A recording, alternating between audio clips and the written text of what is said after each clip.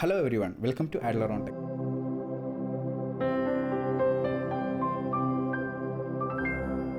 ഞാൻ നിങ്ങൾക്കിവിടെ പരിചയപ്പെടുത്താൻ പോകുന്നത് വളരെ ഇമ്പോർട്ടൻ്റ് ആയിട്ടുള്ളൊരു സോണി പ്രൈം ലെൻസിനെ കുറിച്ചാണ്. നിങ്ങൾ ഫോട്ടോഗ്രാഫി ഇഷ്ടപ്പെടുന്ന ഒരാളാണോ? നിങ്ങൾക്ക് വീഡിയോഗ്രാഫിയിൽ നല്ല അമേസിംഗ് ആയിട്ടുള്ള ഷോട്ട്സ് വേണോ?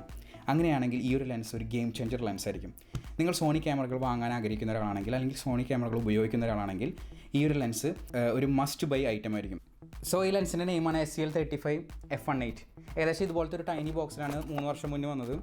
ഇതിൻ്റെ ഉള്ളിൽ കണ്ടില്ലേ, ലെൻസ് എന്ന് പറയുന്നത് ആകെ ഇത്രയേ ഉള്ളൂ, ഒരു 7.5 സെൻറ്റിമീറ്റർ അത്രയേ ഉള്ളൂ ഇതിൻ്റെ നീളം എന്ന് പറഞ്ഞു കഴിഞ്ഞാൽ. ഇതിൽ വരുന്ന എലമെൻറ്റ്സ് എന്ന് പറയുന്നത് എല്ലാം ഊരി കഴിഞ്ഞ് കഴിഞ്ഞാൽ ഒരു 7 സെൻറ്റിമീറ്റർ 6.5 സെൻറ്റിമീറ്ററിൻ്റെ ഉള്ളിലാണുള്ളൂ ഈ ലെൻസിൻ്റെ മൊത്തത്തിലുള്ള സൈസ് എന്ന് പറഞ്ഞു കഴിഞ്ഞാൽ. പക്ഷേ ഇത്ര ചെറുതാണെന്ന് നോക്കേണ്ട ആൾ. ഇതിൻ്റെ പെർഫോമൻസ് എന്ന് പറഞ്ഞു കഴിഞ്ഞാൽ അമേസിംഗ് ആണ്. ഇതിൻ്റെ ഫിൽറ്റർ ത്രെഡ് വരുന്നത് 49 mm ആണ്. അപ്പോൾ ആ സൈസിലുള്ള ഫിൽറ്റർ നമ്മൾ വാങ്ങേണ്ടി വരും. പിന്നെ അതുപോലെ തന്നെ മെറ്റാലിക് അതുപോലെ തന്നെ പ്ലാസ്റ്റിക് ആയിട്ടുള്ള ബിൽഡാണ്. പ്രീമിയം ഒരു ഫീൽ ഉണ്ട് ഈ ലെൻസ്. ആക്ച്വലി ഇതിൻ്റെ മാർക്കറ്റിൽ നമുക്ക് ക്രോപ്പ് സെൻസറും അതുപോലെ തന്നെ ഫുൾ ഫ്രെയിം ക്യാമറകളും ഉണ്ട്. ക്രോപ്പ് സെൻസർ എന്ന് പറഞ്ഞു കഴിഞ്ഞാൽ വേറെ ഒന്നുമില്ല, അതിൻ്റെ സെൻസർ എലമെൻറ്റ് ചെറുതായിരിക്കും. ഇതൊരു ക്രോപ്പ് സെൻസർ ക്യാമറയിൽ ഉപയോഗിക്കുന്ന ഒരു ലെൻസാണ്. അതായത് സോണി 6000, 6100, 300, 400, 500, 600 ഈ ക്യാമറകളിലൊക്കെ നമുക്കിത് യൂസ് ചെയ്യാം. നിങ്ങൾ ഫോട്ടോഗ്രാഫിയിൽ വളരെ ഇൻട്രസ്റ്റഡ് ആയിട്ടുള്ളവരാണ് എന്നാൽ ഈ ഒരു മാർക്കറ്റിലേക്ക് നിങ്ങൾക്ക് എൻ്റർ ചെയ്യണം. പക്ഷേ നിങ്ങൾക്ക് ഒരു അഫോർഡബിൾ ആയിട്ടുള്ള ഓപ്ഷൻ എന്ന് പറഞ്ഞു കഴിഞ്ഞാൽ ഈ മിറർലെസ് ക്യാമറകളിൽ സ്റ്റാർട്ടിംഗ് ആയിട്ടുള്ള മോഡലുകളായിരിക്കും. അപ്പോൾ അങ്ങനെ വെച്ച് നോക്കുമ്പോൾ ഈ ഒപ്റ്റിക്കൽ സ്റ്റഡി ഷോട്ട് എന്ന് പറയുന്നത് 6000, 6100 ആൻഡ് 300 ഈ ക്യാമറകളിൽ ഇൻബിൽറ്റ് സ്റ്റെബിലൈസേഷൻ എന്ന് പറയുന്നത് ഇല്ല. അപ്പോൾ ഈ ഒപ്റ്റിക്കൽ സ്റ്റഡി ഷോട്ട് വളരെ ഒരു ഇമ്പോർട്ടൻറ്റ് റോളാണ്. കാരണം ഹാൻഡ് ഹെൽഡായിട്ട് നമ്മൾ ഫോട്ടോ അല്ലെങ്കിൽ വീഡിയോ എടുക്കുമ്പോൾ ആ ഒരു ജെർക്കിങ്ങും ഫ്രെയിം മിസ്സിങ്ങും ഒന്നും ഉണ്ടാവില്ല. കറക്റ്റ് നമുക്ക് നല്ല ഷോട്ട് കിട്ടാനുള്ള ചാൻസ് കൂടുതലാണ്. അതുകൊണ്ടാണ് ഈ ലെൻസ് ഒരു കുറച്ച് എക്സ്പെൻസീവ് ആയിട്ടുള്ളൊരു ലെൻസായിട്ട് മാറാനുള്ള കാരണം. ഇതിൻ്റെ മിനിമം ഫോക്കസിങ് ഡിസ്റ്റൻസ് എന്ന് പറഞ്ഞു കഴിഞ്ഞാൽ 0.3 മീറ്ററാണ്. അതായത് ഏകദേശം ഇത്ര ഡിസ്റ്റൻസിലുള്ള ഒരു ഒബ്ജക്റ്റാണ് ഇതിൽ നമുക്ക് ഈസിലി ഫോക്കസ് ചെയ്യാൻ പറ്റുള്ളൂ. അല്ലാതെ നമ്മൾ വീണ്ടും ഇതിനെ ക്ലോസ് ആക്കി പിടിച്ചു കഴിഞ്ഞാൽ നമുക്ക് ഒരിക്കലും ഫോക്കസ് കിട്ടില്ല ഒബ്ജക്റ്റിന്.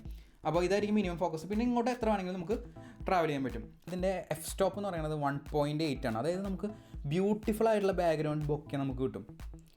ഒരു ഡെപ്ത് ഓഫ് ഫീൽഡ് നമുക്ക് ഫീൽ ചെയ്യും ഓരോ പിക്ചറിലും. ഈ ഫോക്കസ് റിംഗ് എന്ന് പറഞ്ഞു കഴിഞ്ഞാൽ വളരെ സ്മൂത്താണ്. പക്ഷേ വളരെ ബട്ടറി സ്മൂത്താണോ എന്ന് ചോദിച്ചു കഴിഞ്ഞാൽ അല്ല.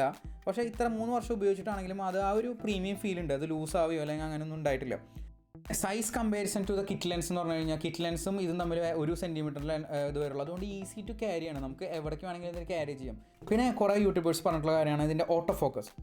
എനിക്ക് പേഴ്സണലായിട്ട് തോന്നിയിട്ടുള്ളത് ഇത് വെരി ഫാസ്റ്റ് ഓട്ടോ ഫോക്കസ് ആണ്. നമുക്കിവിടെ ലൈവിൽ കാണാം, നമുക്ക് വീഡിയോയിൽ ഫോക്കസ് ചെയ്യുമ്പോൾ ഒരു ഒബ്ജക്റ്റിൽ നിന്ന് അടുത്ത ഒബ്ജക്റ്റിലേക്ക് വളരെ ഫാസ്റ്റ് ആയിട്ടാണ് ഇത് ഫോക്കസ് ചെയ്ത് പോകുന്നത്.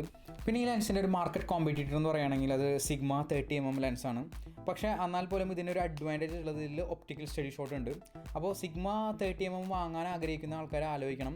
നിങ്ങളുടെ കയ്യിൽ അറ്റ്ലീസ്റ്റ് ആൽഫ 6500 അല്ലെങ്കിൽ 6600 വേണം.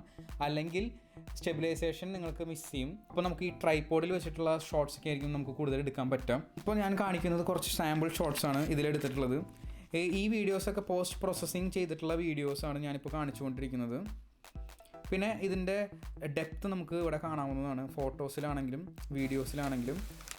അപ്പോൾ ഏകദേശം ഒരു കണ്ടൻറ് ക്രിയേഷൻ, കണ്ടൻറ് പ്രൊമോഷൻ അങ്ങനത്തെ ഒക്കെ ഒരു രീതിയിൽ നമുക്ക് ഇത് ഉപയോഗിക്കാൻ പറ്റും. കാരണം ക്ലോസ് ഫുഡിൻ്റെ ഫൂട്ടേജസും അതുപോലെ തന്നെ ഒരു പെറ്റ്സിൻ്റെ ഫൂട്ടേജൊക്കെ എടുക്കാൻ വേണ്ടിയിട്ട് ഇത് വളരെ നല്ലതായിരിക്കും.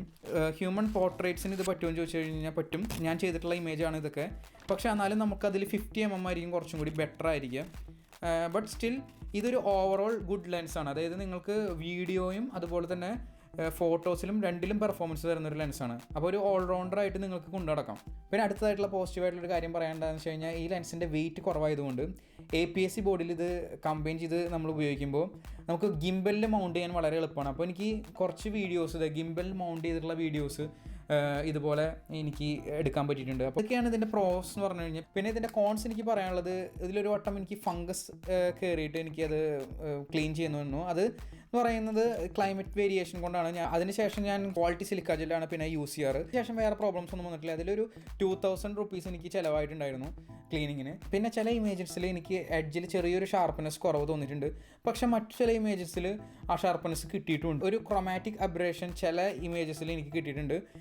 അതും വളരെ ക്ലോസ് ആയിട്ടുള്ള ചില ഷോട്ട്സുകളിൽ അങ്ങനെ കിട്ടിയിട്ടുണ്ട്. അപ്പോൾ ഇതൊക്കെ മാറ്റിയെടുത്ത് വെച്ച് നോക്കുകയാണെങ്കിൽ ഇതൊരു നല്ല ലെൻസാണ്. എൻ്റെ ഒരു അഭിപ്രായത്തിൽ ഞാൻ ഏറ്റവും കൂടുതൽ ഇത് യൂസ് ചെയ്യുന്നത് വീഡിയോ എടുക്കാനാണ്. പക്ഷേ നല്ലൊരു ഫോട്ടോഗ്രാഫിക് ആയിട്ടുള്ള ലെൻസും കൂടിയാണ്. അപ്പോൾ നിങ്ങളെല്ലാവരും ട്രൈ ചെയ്യുക. ഈ ലെൻസിനെ കുറിച്ചുള്ള നിങ്ങളുടെ അഭിപ്രായങ്ങൾ എന്നോട് പറയാം. ഇതിൻ്റെ കറൻ്റ്ലി ഉള്ള പ്രൈസ് എന്ന് പറഞ്ഞു കഴിഞ്ഞാൽ നാട്ടിൽ 41,000 റുപ്പീസാണ്. പക്ഷേ നമ്മളുടെ ഇവിടെ ഏകദേശം ഇതിനൊരു 350 യൂറോയ്ക്കൊക്കെ നമുക്കിവിടെ കിട്ടും ഈ ലെൻസ്. അപ്പോൾ ഇതിൻ്റെ സെക്കൻഡ് ഹാൻഡ് കിട്ടുകയാണെങ്കിൽ നിങ്ങൾ ട്രൈ ചെയ്യാം. റീഫർബിഷ്ഡ് ആയിട്ടുള്ളതാണെങ്കിലും കുഴപ്പമില്ല. ഇനി നിങ്ങൾക്ക് ഞാൻ റിവ്യൂ ചെയ്യേണ്ട ലെൻസുകൾ എന്താണെന്ന് നിങ്ങൾക്ക് പറയാം. അപ്പോൾ അത് എനിക്ക് അവൈലബിൾ ആയിട്ടുള്ളതാണെങ്കിൽ ഞാൻ നിങ്ങൾക്ക് റിവ്യൂ ചെയ്യാം. നിങ്ങൾക്ക് ഈ ചാനൽ ഇഷ്ടപ്പെട്ടിട്ടുണ്ടെങ്കിൽ സബ്സ്ക്രൈബ് ചെയ്യുക, എന്നെ സപ്പോർട്ട് ചെയ്യുക. അതുപോലെ തന്നെ ഇതിനെക്കുറിച്ചുള്ള കൂടുതൽ വിവരങ്ങൾ നിങ്ങൾക്ക് അറിയണമെങ്കിൽ നിങ്ങൾ അതിൻ്റെ കമൻറ്റ് ബോക്സിൽ രേഖപ്പെടുത്തുക. ഞാൻ എന്തെങ്കിലും പറയാൻ വിട്ടുപോയിട്ടുണ്ടെങ്കിൽ അത് രേഖപ്പെടുത്തുക. അപ്പോൾ അത്രയ്ക്ക് പറയാനുള്ളൂ. ഞാൻ signing off. It's me Sanu from Adleron.